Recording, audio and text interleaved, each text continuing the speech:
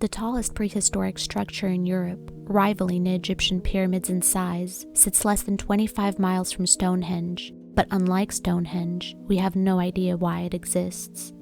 With an estimated 18 million man-hours of build time, the structure has been at the center of legends and myth, including druid rituals, spiritual pilgrimages, crop circles, alien encounters, and even the buried treasure of a king. It stands as one of the most enigmatic structures not just in Europe, but in the world. So, what's the truth behind the mysteries of Silbury Hill?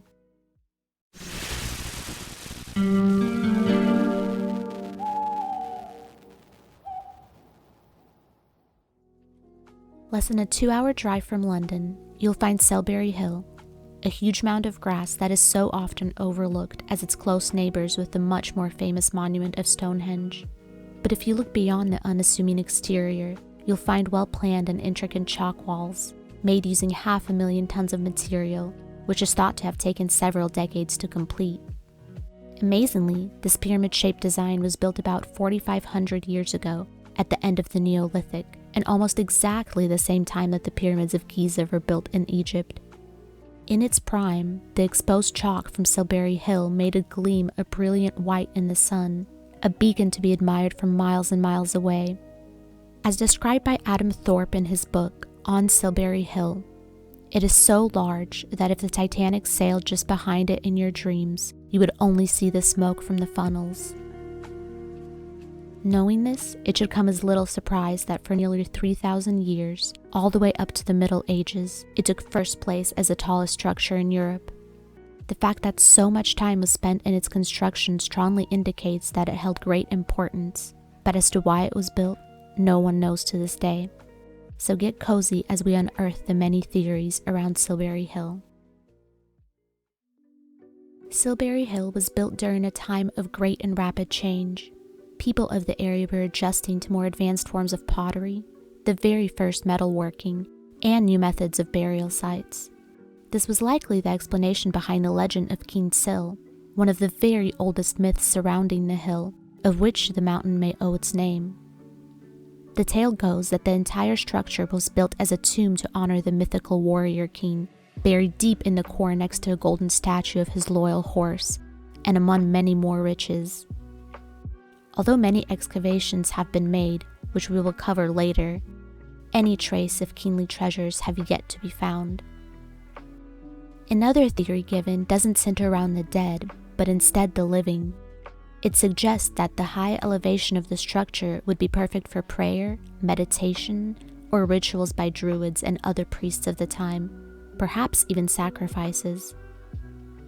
At the time, being above the horizon as far as one could see would have definitely instilled an otherworldly feeling, closer to the stars and to the gods. As outlined by Professor John C. Barrett, the top of the mound could have signified an elite position for a few individuals in this ancient society who could have showcased their power and authority by being visible from all of the surrounding land. Additionally, soils from all around England have been found at the site, and as we know the site took decades to complete, it could have served as a communal place of pilgrimage where common folk from all around the country brought their land to honor the mound and add to its glory. And let's not forget that Wiltshire County, where the mound can be found, is home to a large variety of monuments including Stonehenge, and was likely a gathering place for many special events and ceremonies. During the Roman occupation of Britain, they shared the fondness of the area and built a road right past the monument of Silbury Hill, suggesting that it may have also served some strategic purpose, and many Roman coins have been found at the base of the hill. Also, a little later, in medieval times, the top of the hill was thought to be further flattened, perhaps pointing to a defensive structure being built on top. The one commonality between all these theories, however, is that the hill and the surrounding area have always inspired intrigue and mysticism, which has only picked up steam in the modern day as it is the subject of our next mystery: the disproportionately large number of paranormal encounters reported at the site.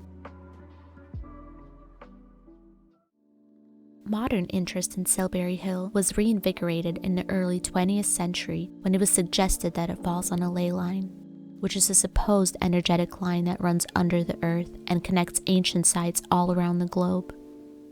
Although there's criticism of ley lines themselves, it had no effect on the intrigue around the area, which for years has been a hotspot for sightings of celestial lights, crop circles, and UFOs. One of the most famous cases occurred on July 6, 2009, when an off-duty police sergeant was driving on the road nearest the site of the mound.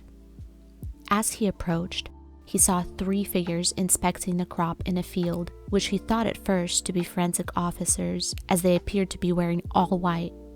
The officer got out of his car and stepped toward the figures, and as he made contact with the turf, he suddenly heard the crackling of static electricity, which seemed to be running through the entire field.